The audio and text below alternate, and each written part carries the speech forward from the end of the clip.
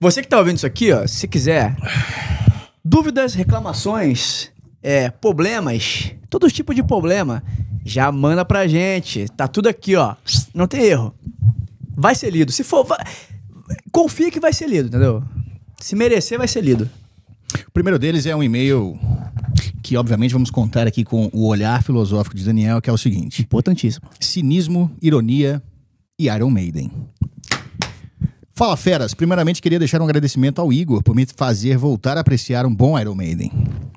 Fui um cara que viveu por muito tempo no ambiente de bandas de rock e metal, local cujos habitantes incluíam todo tipo de gente esquisita, em geral, muito mal sucedida em tudo, e que vivia a tentativa de tornar uma banda, um gênero de metal, um tipo de roupa, etc., em algum tipo de sentido na vida, que toda a população humana havia deixado passar e que só eles haviam notado. Apesar disso, ouvindo os Fera Neném, acabei revisitando vários álbuns do Iron e voltei a gostar de muita coisa e a entender os porquês de certas coisas serem tão populares. Só um porém do que ele falou aí, em relação a ir em lugares lamentáveis com pessoas que são completamente detached, como é que falaria essa palavra em português? Seria completamente associadas da realidade, completamente fora do pé no chão. Eu, quando morava lá em Curitiba, cara, eu gostava de ir no Blood. Lá... lugar onde exatamente esse tipo de gente, tá? Que era uma diversão muito boa que eu tinha com meu amigo Vitório. Que era de pegar caras. Geralmente eram uns caras, sei lá, de óculos e cabelão, sabe? Que eram os caras nerdola, assim, sabe? Sim. Esses caras sempre tinham... Não, porque a minha banda vai revolucionar o metal. Sempre é isso. E a gente, fala um pouco mais sobre... Não, aí pô, esse cara aqui toca bateria, porra. Meu amigo falava. É mesmo? Pô, caraca aí, tu não quer tocar com a gente, não? Pô, cara, pode deixar, me chama aí e tal, pode deixar. E era sempre assim, todos os caras tinham todas as respostas pra indústria da música, porque o metal não tava em alta mais. Espero que eles estejam revolucionando o metal por aí afora. É a dificuldade da normalidade, né, Daniel? Tipo, a filosofia tem esse negócio de botar num negócio chamado realidade, né? Tipo, você entender o que é normal, o que são comportamentos normais. E no caso da música é muito interessante, porque no sentido clássico da coisa mesmo, a música seria uma ciência. Não no sentido pós-moderno que a gente tem hoje, né? Mas no sentido clássico seria um conhecimento universal e necessário, que é a definição... No Trivium lá, o cara fala sobre... exato. Tá lá no Trivium, no Quadrivium, a música tá lá. E existe todo um estudo que você faz pra apreender uns conceitos musicais que dificilmente um guri de banda de garagem... Não porque ele não tem esforços, mas ele não tem a bagagem que tá isso, sabe? Então você precisa de uma formação anterior pra que isso aconteça. Que às vezes, que no passado, sei lá, pra surgir um Mozart, por exemplo, pra surgir um Beethoven, ou sei lá, pra surgir um André Matos, sabe? Ou vocês acham que o André Matos surgiu numa banda de garagem? É evidente que ele tinha uma banda de garagem, mas não era só uma banda de garagem. Ele tinha pai e mãe artistas e... Tem todo um background. E aulas de piano desde os 5, 6 anos de idade. Exato. Então... É um cenário muito distinto, né? E geralmente quando a gente pensa em querer revolucionar alguma coisa, é justamente quando a gente tá achando que a gente é maior do que a própria realidade. Eu acho que esse é o primeiro erro. É isso. A gente começa a achar que o geralmente erro é maior. É o cara que tá no... Ele, tipo assim, ele passou do estágio... Ele acabou de passar do estágio primário de música. Ele aprendeu a tocar uma coisa ou outra ali. Aprendeu a solar. Ele tá melhor que a média. Ele tá melhor que a média. Pô, ele faz pestana como ninguém no violão. Ele aprendeu a fazer o... do Van Halen, tá ligado? E agora já o cara tá habilitado pra... Por exemplo, se você pega um Steve Harris, já que a gente tá falando de Iron Maiden, lá em 75, 6, 7, 8, antes de ter disco do Iron Maiden, que tava só no struggle total ali, sem grana e sem porra nenhuma, ele tava na mesma situação que esses caras que você tá narrando. Sim. Só que qual que é a parada? O Steve Harris, desde o início, tinha um conceito pré-determinado, muito forte, e um plano de como e aonde ele queria chegar e como ele ia chegar lá. Quais seriam os talvez passos. Ele não tivesse... Então, talvez... Aí eu discordo. Talvez eu acho que ele não tinha os passos específicos. Por exemplo, ele não tinha o Ed. O roteiro foi se criando. Só que ele tinha a vontade... Ele já tinha desencadeado ali. Falou, meu irmão... Ele tinha vontade de bagagem. Eu faço de tudo isso. Ele tinha um olhar. Ele tinha a renúncia de diversas coisas pra conseguir botar pra fuder aquilo ali. Tipo assim, se o cara... Ele olhar pro cara aqui, meu irmão... O cara tá comigo na minha banda... Ele não tinha um Ed, mas ele sabia, por exemplo, o palco vai ter que ter coisas. Isso. Vai ter que ser iluminado, vai ter que ter alguma coisa de diferencial. A gente vai ter que arrumar um jeito de divulgar essas porra aqui, com cartaz, com não sei o quê. E tinha assim, ó, se ele via dúvida, se olhava pra um cara da banda dele, e ele tinha dúvida de que o cara, ele queria largar tudo que ele tinha na vida, pra poder seguir aquele caminho de fazer turnê, de, cara, entrar em estúdio, ficar semanas a fio dentro do estúdio e fazer de tudo. Se ele via dúvida, ele demitia, falava, irmão, sinto muito, mas você não tem como. Próximo, chamava outro cara. Entendeu? Isso que é um diferencial. Esses caras, obviamente, não são isso, né? Mas eu acho que hoje em dia, cara, se implantou na cabeça da maioria das pessoas de que, tipo assim, meu irmão, você estudar um negócio, você vai ser um perdedor por estar estudando isso, sabe? Você vai ter menos mérito por estudar.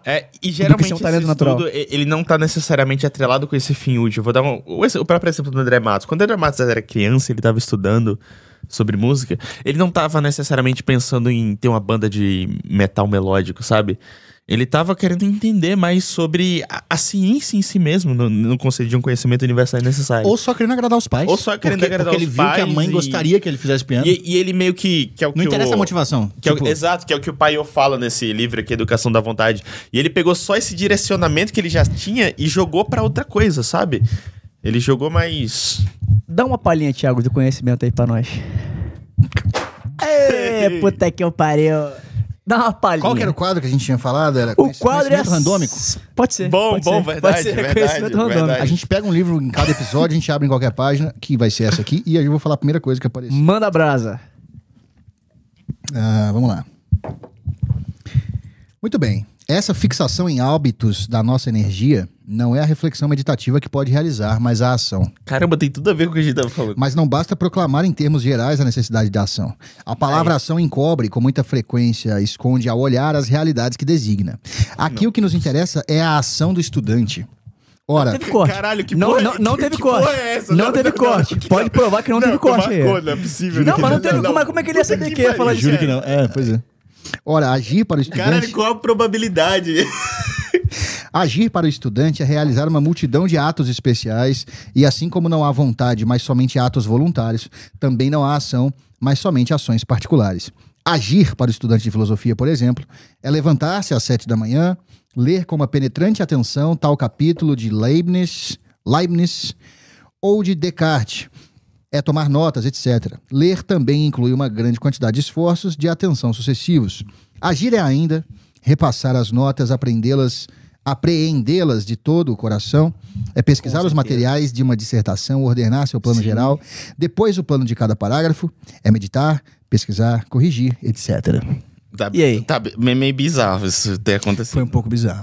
Foi muito bizarro. Foi um pouco, foi esse astros, e-mail foi conjunção bizarro. de astros. Até agora tá bizarro. Então beleza, mas vamos pro que interessa no meio do cara. Bom, continuando. Então ele diz aqui, ó, que ouvindo os Fera Nenê, ele acabou revisitando vários hábitos do Iron. Então ele pegou um bode de Iron por causa da galera. Então agora com o Fera ele revisitou o Iron. Mas calma aí, rapidão, só voltando aqui o que a gente falou no último Fera e que eu falei agora há pouquinho aqui que eu tava conversando com o Daniel e com a Amanda. A gente tava falando sobre um livro do cara, do padre lá, que era o Guerra Espiritual, Batalha Espiritual, um nome assim, que eu esqueci de novo o nome do padre. E que ele fala sobre isso. Ele fala como que o quê? Quando você chega no ponto de ter que exorcizar ali, é um ponto muito difícil de acontecer e muito extremo, que tem poucos casos. Por quê? Possessão de demônios é um negócio realmente que, cara, tem que chegar num ponto muito alto, muito longe pra acontecer. Mas, pequenas pinceladas ali dos demoninhos nos menores ranks, sabe? Da hierarquia ali, vão acontecendo no nosso dia a dia. E é isso que a gente tem que tomar. São as obsessões. Se você é cristão ou se você não é cristão, mas, enfim, deveria ser, você tem que se atentar, não ter medo do diabo, mas se atentar a como que você pode ser um instrumento de... Né? Vigiai. Exato. Você não tenha medo do diabo. Você não tem que ter medo se você for cristão de verdade, mas você tem que se vigiar pra você não estar fazendo merda. Basicamente era isso que a gente tava falando. E o que a gente conversou foi o seguinte, cara, quando você vê uma mulher com cabelo até a cintura, uma saia jeans pegando até depois do joelho, você vai falar, pô, isso é coisa de crente retardado, chato pra caramba. Quando você vê pessoas normais falando, pessoas que, tirando o Thiago, comem gente, tipo, entendeu? Isso é uma coisa que o cara fala assim, pô, realmente, cara, é a mesma coisa aí, né? A gente viu um exemplo agora disso. Ele pegava os caras retardos, os retardos do metal, os guerreiros do metal lá, e ele falou, pô, meu irmão, esse cara... O que esses caras representam? O Iron Maiden, então era o Iron Maiden. Mas isso é um erro. Exato. Né? É um erro, digamos assim, conceitual, né? Sim. Não necessariamente uma coisa implica na outra. Bom, então ele diz aqui que voltou a ouvir Iron por nossa causa e ele entendeu os porquês de certas coisas serem populares e musicalmente interessantes. Ele passou a ouvir de um modo saudável, talvez. Exato. Sim. Ressignificou. Exato. Essa palavra que é tão... Ressignificou. O assunto do e-mail é, obviamente, sobre os últimos tremores na psicosfera de Mordor, onde muita coisa tem acontecido, mesmo que mais no âmbito mental do que no físico, o que por si só pouco afeta os hobbits que apenas seguem seu caminho. Tá. Escreveu esotericamente. Isso. Eu não li o Senhor dos Anéis, mas eu entendi. Sou bastante fã de um ator americano chamado David Foster Wallace. Não sei quem. Ele ficou conhecido no final dos anos 80 e meados dos 90 por causa do seu estilo de escrita prolixo, calhamaços com milhares de notas de rodapé, críticas à televisão americana, entre outros fatores. Até hoje ele é considerado um autor cult e nunca foi realmente popular como grandes autores de massa, mas isso se dá por um motivo inusitado. Ele ter advogado contra a ironia e o cinismo autoconsciente da ficção de sua época, livros, TVs, séries, etc. E como isso transformava as pessoas em nihilistas sem esperança. Olha só, tá ficando interessante. Tá. Claro que é muito mais elaborado do que isso, mas o ponto principal dele se resume a como tirar o fator da redenção da ficção. Transmite uma ideia de que não há para onde correr. Meio René Girard até agora, mas... Meu René. René Wallace não falava de redenção no sentido religioso, era presumidamente agnóstico, mas eis aí algo a se pensar. Segundo ele, é uma transição do realismo para a ironia nos anos 70 na TV americana, e isso acabou criando todo tipo de aberração. Só uma pausa aí. Ele falou realmente do cinismo, eu falei também. Eu falei com o Thiago esses dias. O cinismo se combate com o cinismo. Quando você vê um cara que ele tá, por exemplo, querendo passar uma ideia, e ele tá claramente atuando pra passar uma ideia, ele não, você vê que ele... Você trata ele do mesmo nível, né? Se você chegar e falar, pô, esse cara aqui, ele tá atuando. É tudo que ele mais quer, esse né? Cara aqui, esse cara aqui tá mentindo, ele tá atuando. Ele... Agora, Você automaticamente vira aquele Soy Jack... Exato. Agora, quando você combate o cinismo dele... Você vira esse cara aqui, o Theo. Agora, quando você combate o cinismo com o cinismo, quando você pega o cara e faz a mesma coisa que ele tá fazendo... Aí você vira o Chad. Você desmoraliza o cara. E todo mundo sabe que você tá desmoralizando o cara. Tipo assim, fica muito mais claro pra todo mundo. Entende? Não, é fazer o que o Platão fazia, né? Que a gente comentou no Paulo Olha, você simplesmente mostra seu bíceps na cara do cara. Exato. Mas você não leva o cara a sério, né? Tipo, o cara ele quer, vamos dizer, o cara quer fazer uma ceninha aqui. Gente, eu estou muito triste porque o mundo está errado. Eu pego e faço a mesma coisa. Cara, todo mundo vai entender. Eu não preciso falar, cara, esse cara aqui tá atuando, cara. Esse cara aqui tá errado. Vai mostrar que você pegou pilha. Exato. E Agora, quando você pega pilha, meu cara... Aí você perdeu. Aí você perde. Quando você pega pilha... Pode ser o maluco mais inteligente do mundo. Perde. Você perdeu. Você perdeu. Se você pegou pilha, É o feijão no dente, porra. É o feijãozinho no dente. Vamos lá. Então, segundo David Foster Wallace, há uma transição do realismo para a ironia nos anos 70 e na TV americana isso acabou criando todo tipo de aberração. A sitcom que sabe que é uma sitcom, a propaganda que ironiza o fato de ser uma propaganda, o filme que quebra a quarta parede, Sim. a ficção que escreve sobre o próprio fazer ficção, o programa de entrevistas que é sobre o programa de entrevistas. Sim. Para citar apenas um exemplo, Seinfeld acaba sendo um caso interessante e Gestalt da sitcom autoconsciente. Cara, já tá metendo fenomenologia, tá? Esse ouvinte aí é bom, tá? É bom, Tá cara. metendo fenomenologia aí, eu peguei. Bom. Todos os personagens são irredimíveis diante das próprias condições. Jerry é o comediante que tudo ironiza, que nada leva a sério, que está fadado a terminar toda noite com seu show de comédia, onde comenta como foi irônico viver tudo que viveu ao longo do dia. George está preso na sua condição de fracassado e ele sabe disso, sendo toda a tentativa de ultrapassá-la frustrada por ele mesmo. Kramer está preso na excentricidade, na estranheza da sua aparência, seu modo desajeitado, no apartamento que está sempre com algum problema. E Elaine está atada pela insegurança e pela ideia de viver um romance, um casamento, uma grande história de amor, ou um trabalho no estrangeiro, ou qualquer coisa intensa o suficiente que a leve à sublimação. Que a gente falou esse dia da sublimação também. Mas eu acho que no caso do Seinfeld não chega nesse ponto dessa coisa da ironia, sabe? Da pós-ironia, não sei o quê. Mas é isso que tá dizendo aqui, ó. Para Wallace, essa ironia dos anos 80 e 90 acaba tirando das pessoas a capacidade de ser sinceras até consigo mesmas. Sabe o que ele tá querendo falar aí? Ele tá dizendo que o Seinfeld não é a consequência disso. O Seinfeld é tipo a semente, né? Sei. Sabe, o que ele tá querendo dizer é que existem algumas formas de arte e coisas que são representadas que incultem no imaginário popular aquilo que o Guénon chamou de inversão de polos. E o que seria uma inversão de polos? Para não ficar um papo muito chato, mas inversão de polos é quando você pega valores verdadeiros e você coloca eles como falsos e valores falsos como verdadeiros. Eu vou dar um pequeno exemplo, tá? Os conceitos de catábase e anábase são comuns, inclusive na história do herói, né? O herói, ele passa por um rito de catábase e anábase. O que seria catábase? Seria uma descida, tipo um problema que você enfrenta, e depois desse problema você faz uma anábase. Então, para toda catábase, você tem uma anábase depois. Por exemplo, Cristo, quando ele morreu. Anábase bem grande. Você tava pensando nisso? Eu tava vendo um sorrisinho de filha da puta aqui. Eu prometi pra mim que essa eu ia deixar, mas você não deixou passar, então Mas é que a musa, né? Ela pairou aqui, aí tu não absorveu ela. Alguém teve que... Ela veio pra mim. Vai, continue. Então, quando o Cristo morreu, ele desceu ao Hades, ou seja, catábase, e depois ele voltou, ele fez um movimento de anábase. Isso acontece em todos os filmes que usam a história do herói, o mito do herói e tal.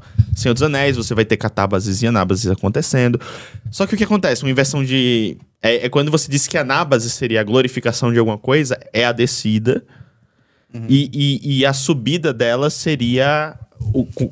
A subida seria a descida e a descida seria a subida, quando você inverte. Digamos, por exemplo, quando um avestruz ele fica com medo, o que é que ele faz? Ele faz um movimento de catábase. Esconde a cabeça. Ele esconde a cabeça.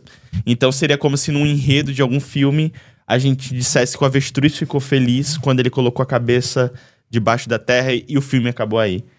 E aí isso passa uma ideia de felicidade, quando o filme quer mostrar isso. Tá, então o filme não tá mostrando só aquilo, o filme ele tá passando um na valor cabeça das pessoas. Tá incutindo na cabeça da pessoa um valor. E o que ele tá querendo dizer aí é que é tipo a mulher que vai ter carreira e vai na festa e toma cachaça. É uma inversão de polos. Vai ser feliz. É uma claríssima inversão de polos e pro Guénon isso é satanismo. Não sou eu que tô dizendo. Pra mim também. e o que ele tá falando no e-mail, a preocupação dele, por mais que talvez ele não tenha usado nesses termos, é exatamente isso. É quando você usa da arte pra fazer uma inversão de polos. E isso pode acontecer. Brilhante. Porra, brilhante. E isso pode acontecer em algum grau de fato. E assim, não tem problema um filme acabar com a catábase, por exemplo.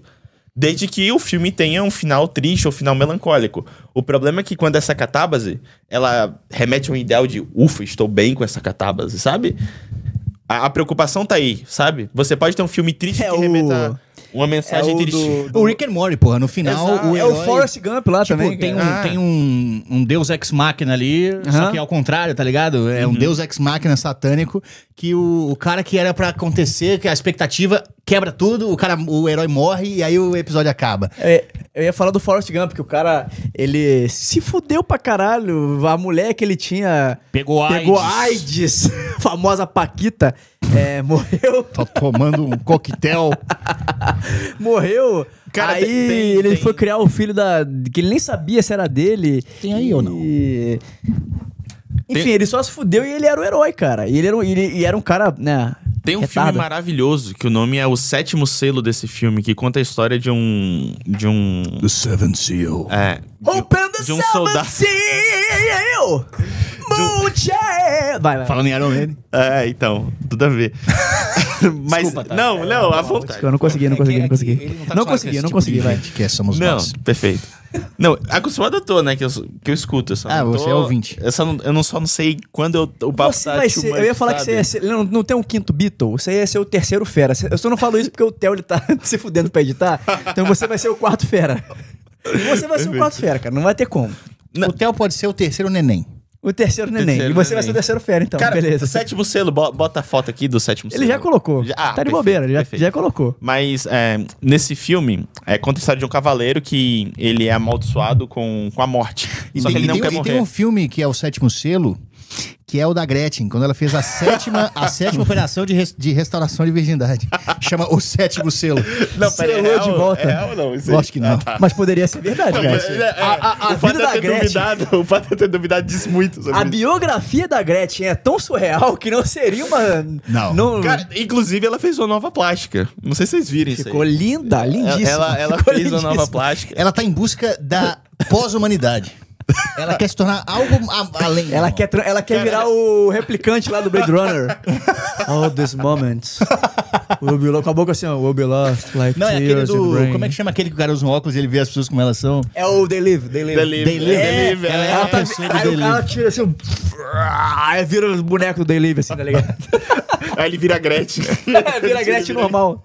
Mas vamos lá, o Seventh Seal... Eu tô ligado que tem ele vai jogar xadrez com a morte, não é? E o filme termina com a morte dele.